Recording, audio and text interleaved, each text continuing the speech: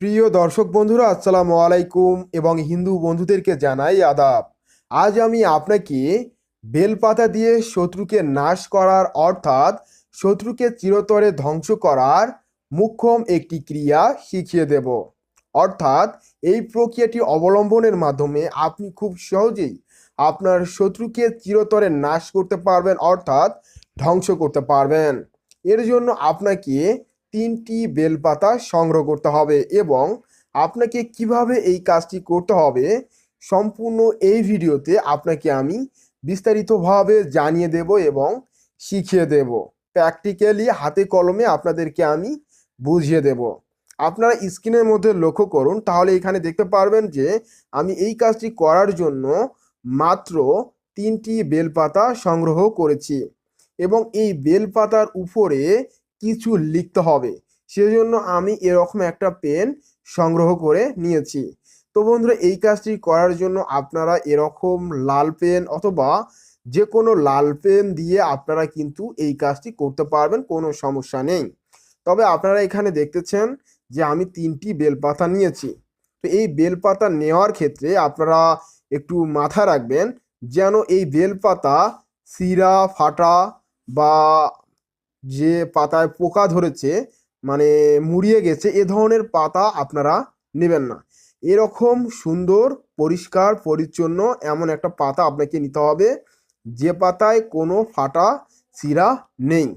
তবে এই বেলপাতার একটি মাহাত্ম্য রয়েছে, ব্রহ্মা বিষ্ণু মহেশ্বর, ঠিক আছে, এই বেলপাতায় বিরাজমান ব্রহ্মা বিষ্ণু এবং এই যে মাছটা হচ্ছে মহেশ্বর, এই 3 ঈশ্বরে এই বেলপাতায় অবস্থান করেন। এই রকম 3টা বেলপাতা সংগ্রহ করতে হবে। আপনারা এখানে দেখতে পাচ্ছেন স্পষ্ট ক্লিয়ারলি। তো এই রকম আপনাকে 3টা বেলপাতা সংগ্রহ করতে হবে। এখন আপনাদেরকে যে কাজটি করতে হবে, এই পাতার উপরে একটি নকশা অঙ্কন করতে হবে। এই নকশাটি অঙ্কন করার ক্ষেত্রে আপনাকে এই বিষয়টি মাথায় রাখতে হবে যে এই যে আপনি এখানে দেখতে পাচ্ছেন এই যে ডাটা অর্থাৎ উল্টো পিঠ, এইখানে কিন্তু লেখা যাবে না। না লিখে আপনাকে সোজা পিঠে লিখতে হবে, অর্থাৎ এই পাশে আপনাকে নকশাটি অঙ্কন করতে হবে। আশা করি আপনারা এই বিষয়টি বুঝতে পারছেন। তো আপনাদের সুবিধার জন্য আমি নকশাটি একটু অঙ্কন করে দেখিয়ে দিচ্ছি।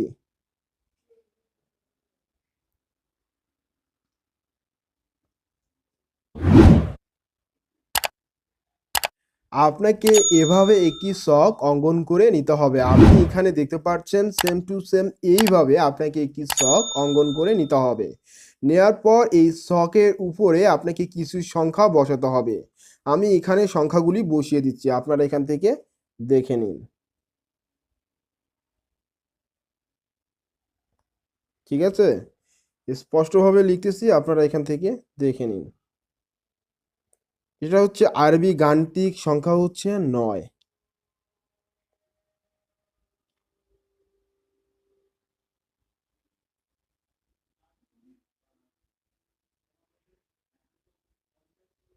তো বন্ধুরা, আপনারা একটু ভালোভাবে লক্ষ্য করুন যে সেম টু সেম, ঠিক আছে, কোনো 19-20 করা যাবে না। ঠিক এইভাবে আপনাকে এই ছকটি অঙ্কন করতে হবে।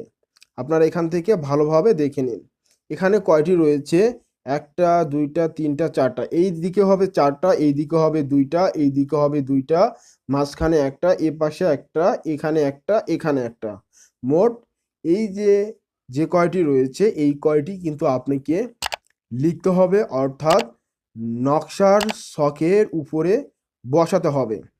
তো যখন এটা বসানো হয়ে যাবে, তারপর আপনাকে আরেকটি আরবি গাণিতিক সংখ্যা লিখতে হবে। সেটা হলো যে 7 8 6, ঠিক আছে। তো এই 7 8 6 এইটা আপনাকে সুন্দরভাবে লিখে দিতে হবে। লিখে দেওয়ার পর আপনাকে এই যে বেলপাতাটি রয়েছে এই বেলপাতার উল্টো পিঠে, অর্থাৎ আপনাকে সোজাভাবে ধরতে হবে উল্টো পিঠে। এখন এইখানে একটা বিষয় রয়েছে, এই বিষয়টা হলো যে প্রথমে আপনাকে কিন্তু শত্রুর সম্পূর্ণ নামটা এখানে লিখতে হবে। এক কথায় আপনি আপনার শত্রুর নামটি এখানে লিখবেন, ঠিক আছে। তো লেখার পর আপনার শত্রু যদি ছেলে হয় তাহলে আপনি এইভাবে বিন লিখবেন, ঠিক আছে। আর যদি শত্রু মেয়ে হয় তাহলে আপনি বিনতে লিখবেন, ঠিক আছে। এই যে এই বিনতেটা লিখবেন শুধু, ঠিক আছে, এই বিনতেটা লিখবেন। আর যদি শত্রু আহ, পুরুষ হয় বা ছেলে হয় তাহলে আপনাকে এইটা লিখতে হবে। তো তারপর এইখানে যদি শত্রু পুরুষ হয় তাহলে তার পিতার নাম হবে, আর যদি শত্রু মেয়ে হয় তাহলে বিনতে লিখবেন এবং এইখানে সেই শত্রুর মায়ের নামটা লিখবেন। এখন আমি আপনাদেরকে আরেকটি বিষয় বলে রাখি। তো দেখুন, এখানে কিন্তু কিছু নিয়ম রয়েছে। সেই নিয়মগুলি হলো যে আপনাকে শনিবার অথবা মঙ্গলবারে এই কাজটি করতে হবে। অর্থাৎ এই যে বেলপাতা রয়েছে, শনি অথবা মঙ্গলবারে পূর্বদিকে মুখ করে নিঃশ্বাস বন্ধ করে এক নিঃশ্বাসে অর্থাৎ একদমে, আপনি যদি হিন্দু হয়ে থাকেন তাহলে ওম শব্দটি বলে আপনি পাতাটি ছিঁড়বেন। আর যদি আপনি মুসলমান হয়ে থাকেন তাহলে আপনি বিসমিল্লাহির রহমানির রহিম বলে আপনি বেলপাতাটি ছিঁড়ে নেবেন। তারপর আপনাকে আমি যে প্রক্রিয়াটি শিখালাম, সেম টু সেম একই প্রক্রিয়াটি আপনি বেলপাতার উপরে অঙ্কন করবেন, অর্থাৎ নকশাটি অঙ্কন করবেন এবং উল্টো পিঠে শত্রুর নাম এবং শত্রুর মাতা অথবা পিতার নাম লিখে দেবেন। যখন আপনার এই বেলপাতার উপর এই কাজটি সম্পূর্ণ হবে, তারপর আপনাকে কিন্তু আরেকটি কাজ করতে হবে। সেই কাজটি করার জন্য আপনাকে শনিবার অথবা মঙ্গলবারই 3 মুঠ বালু সংগ্রহ করতে হবে। কয় মুঠ? 3 মুঠ, মাত্র 3 মুঠ বালু। বালু আপনাকে কি করতে হবে? সংগ্রহ করতে হবে। দোআঁশ মাটি নয় বন্ধুরা, বেলে মাটি অর্থাৎ বালু আপনাকে সংগ্রহ করতে হবে 3 মুঠ। তারপর আপনাকে যে কাজটি করতে হবে, একটি মন্ত্র উচ্চারণ করতে হবে এবং সেই মন্ত্রের সাহায্যে এই কাজটি সম্পূর্ণ করতে হবে। মন্ত্রটি এভাবে উচ্চারণ করবেন: জয় জয় করে হুহুঙ্কার সারে পর্বত শিখর ভাঙ্গিলেক জলে, অগ্নিবাণ সর্বাণ সারারাত বালির প্রতাপে সব ছাড়ে, মুষ্টিক করিয়া বালি ফেলে দিলাম অমুকের পুত্র অমুকের বুকে, রক্ত উঠো ঝলকে ঝলকে তাহার মুখে, হ্রিং ধ্রিং ধু ধু সাহা, দোহাই বিষ্ণু দোহাই ব্রহ্মা দোহাই মহেশ্বর। এই মন্ত্রটি আপনাকে উচ্চারণ করতে হবে এবং এটার বিশেষ কাজ রয়েছে। তো এক্ষেত্রে পূর্বে আপনাকে বলেছিলাম যে আপনাকে 3 মুঠো বালু সংগ্রহ করতে হবে এবং সেই 3 মুঠো বালু একটি পাত্রের মধ্যে রেখে এবং সেই বালুগুলি আপনাকে এই মন্ত্র দ্বারা অভিমন্ত্রিত করে নিতে হবে। অর্থাৎ এই মন্ত্রটি সেই বালুর উপর 108 বার উচ্চারণ করে প্রতিবারে ফু দিতে হবে। দেওয়ার পর আপনাকে যে কাজটি করতে হবে, আপনি যে বেলপাতার উপরে এই নকশাটি লিখে রেখেছেন এবং শত্রুর নাম লিখেছেন, সেই বেলপাতাটি আপনি নেবেন। নেওয়ার পর বেলপাতার যেদিকে আপনি নকশাটি অঙ্কন করেছেন সেই দিকে আপনাকে যে বালু আপনি অভিমন্ত্রিত করে রাখলেন একটি পাত্রের মধ্যে, সেখান থেকে 1 মুঠো বালু আপনি নেবেন। নেয়ার পর আপনাকে আবার এই মন্ত্রটি উচ্চারণ করতে হবে এবং এই যে নকশাটি রয়েছে এই নকশাটির উপরে সেই বালুগুলি ফেলতে হবে। তো এক্ষেত্রে আমি আরেকটি বিষয় আপনাকে আমি বলে রাখি। তো দেখুন, এই যে মন্ত্রটি রয়েছে, মন্ত্রের অমুকের পুত্র অমুকের বুকে, যদি পুরুষ হয় শত্রু তাহলে প্রথমে সেই শত্রুর পিতার নাম এবং পুত্র উল্লেখ করে শত্রুর নাম উল্লেখ করবেন। আর যদি শত্রু মেয়ে হয় তাহলে প্রথম অমুকের স্থানে সেই শত্রুর মায়ের নাম এবং কন্যা উল্লেখ করে শত্রুর নাম উচ্চারণ করবেন। আশা করি আপনি এই বিষয়টা সম্পূর্ণ বুঝতে পারছেন। তারপর আপনাকে যে কাজটি করতে হবে, পরপর আপনাকে আরও যে বাকি 2টি অবশিষ্ট বেলপাতা থাকবে, সেই বেলপাতার উপরেও আপনাকে এরপর বাকি 2 মুঠো বালু এক এক করে অভিমন্ত্রিত করে মন্ত্র উচ্চারণ করে সেই বালুগুলি কি করতে হবে, মুষ্টিবদ্ধ করে নিয়ে আপনি এই যে নকশাটি রয়েছে এই নকশাটির উপরে এইভাবে সেরে দিবেন এবং মন্ত্রটি উচ্চারণ করবেন। জয় জয় করে হুহুঙ্কার ছাড়ে পর্বত শিখর ভাঙ্গিলে জলে অগ্নিবাণ সর্বাণ সারা রাত বালির প্রতাপে সব ছাড়ে মুষ্টি করিয়া বালি ফেলে দিলাম অমুকের পুত্র অমুকের বুকে যদি মেয়ে হয় অমুকের কন্যা অমুকের বুকে রক্ত উঠো ঝলকে ঝলকে তাহার মুখে হ্রিং ধ্রিং ধ্রু ধ্রু সাহা দোহাই বিষ্ণু দোহাই ব্রহ্মা দোহাই মহেশ্বর বলে আপনাকে কি করতে হবে, এখানে সারতে হবে, সারা সম্পূর্ণ করতে হবে। তারপর এটা সাইড করে রাখতে হবে। এভাবে পরপর যে বাকি দুটো বেলপাতা থাকবে সেই বেলপাতা কি করতে হবে আপনাকে আলাদা আলাদাভাবে কিন্তু নিতে হবে, আলাদা আলাদাভাবে। যেমন একটা বেলপাতা আপনি অভিমন্ত্রিত করলেন, বালু এভাবে ফেলে দিলেন, হ্যাঁ, দেওয়ার পর বালু সহ এই যে বেলপাতাটি রয়েছে এটা একটা পলিথিনে ভরে পুটলি তৈরি করে নেবেন, ঠিক আছে? পুটলি মানে পুটলি তৈরি করে নেবেন। নেয়ার পর এভাবে আপনি পরপর তিনটা তিনটা বেলপাতা দিয়ে কি করবেন, পুটলি তৈরি করে নেবেন।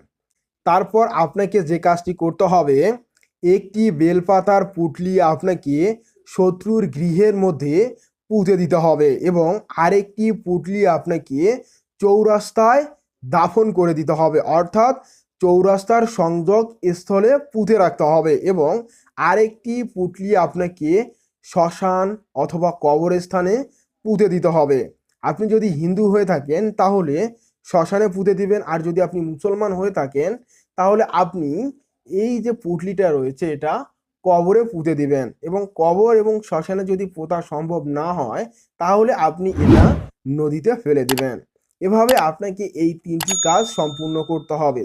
সম্পূর্ণ করার কয়েকদিনের ভিতরেই আপনার শত্রুর ভিতরে বাণের প্রতিক্রিয়া শুরু হয়ে যাবে এবং খুব দ্রুত আপনার শত্রু নাশ হবে, চিরতরে ধ্বংস হয়ে যাবে। তো আশা করি আজকের এই প্রক্রিয়াটি আপনারা প্রত্যেকেই করতে পারবেন।